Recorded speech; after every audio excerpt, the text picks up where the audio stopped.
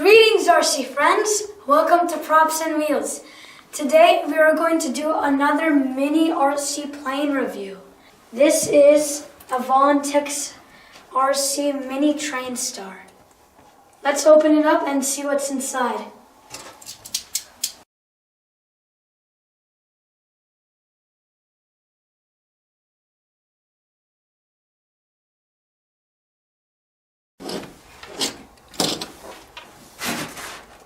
As you can see, it is very small. Let's get a closer look into it. So, here is the plane. You can put the landing gears somewhere here. I think it's right here. Most of it has already been prepared for us. We have the battery here. And yeah, there's a controller. Here it is. So it comes with these. I'm not sure if you should keep these on or take these off. I think those are the protectors for the shipping. If you put it in your bag, you put those on so it doesn't get broken, those sticks. But when you're flying, you have to take those off, of course. This has a beginner, mid, and expert. This also reminds me of another RC plane, one of my favorites.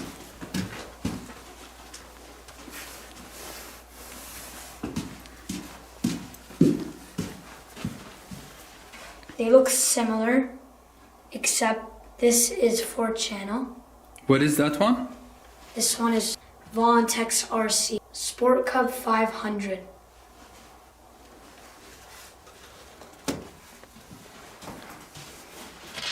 They look a bit dissimilar, except this one is smaller.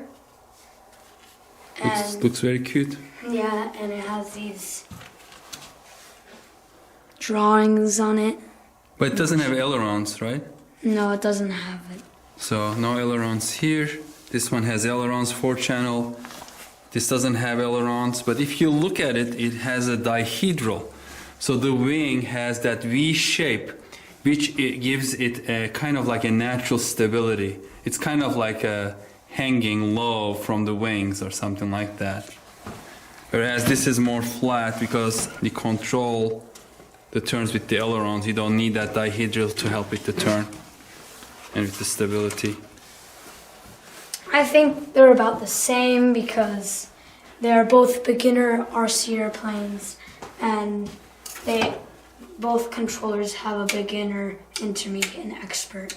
By the way, both of these airplanes that are produced by, look at the box, it says Ranger 400, so I guess they use this box for both of these planes. Of course, this one has a designation here.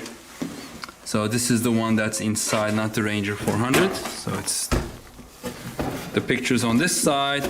And these are all 6-axis gyro stabilized airplanes made from EPP, expanded polypropylene, very durable and flexible foam. And these are like RTF, ready to fly packages. Yeah.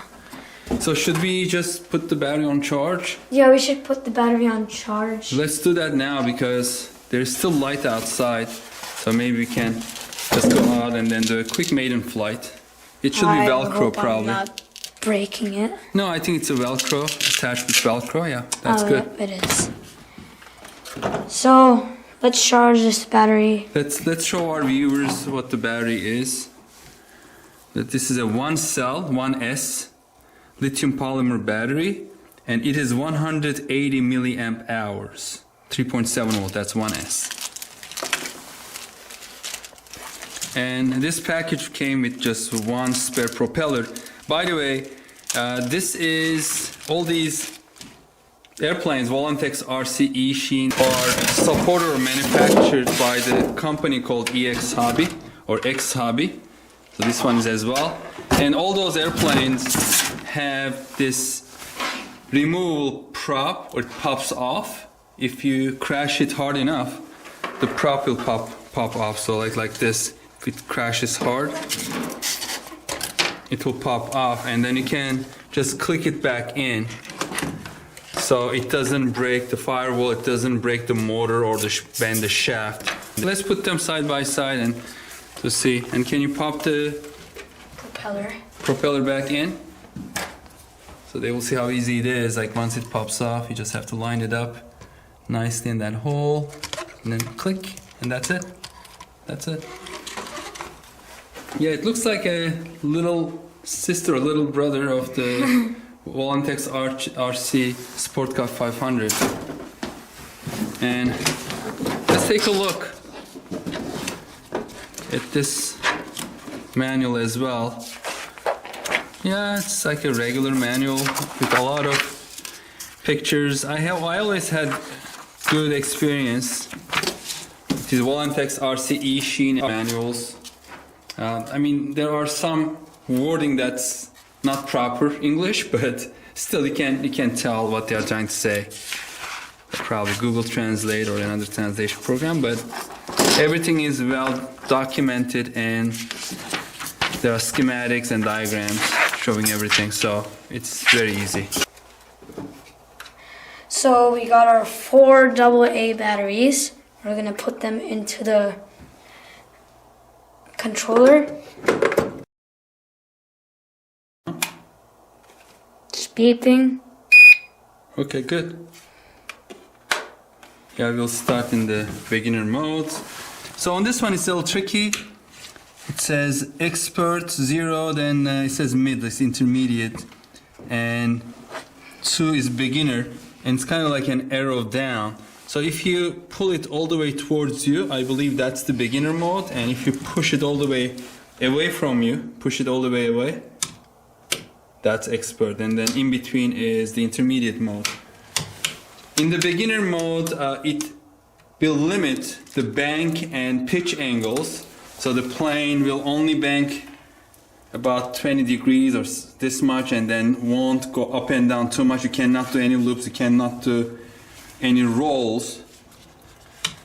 And also, as soon as you let go of the control stick, it will stabilize back to straight and level flight. In the intermediate mode, it will bank and pitch more.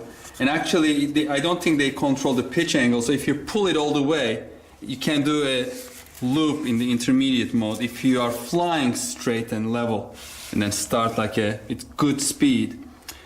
But as soon as you let go of the stick, it will stabilize again in the straight and level. And the expert mode is the hardest one with these little airplanes because they are not very stable and you can't do anything you want. Basically, you can also crash it very easily. There's no stabilization. No stabilization at all. Everything is manual. All manual. If you bank it and leave it like that, usually it will like go down and crash because it won't stabilize back when you let go of the control. Much faster. Yeah. Battery is charging. Let's wait for the battery to fully charge. Then we'll put the battery in. We'll go out to the field. Hopefully there's still light outside. And then let's do a maiden flight. Yes, hopefully there won't be too much wind, right? Yeah.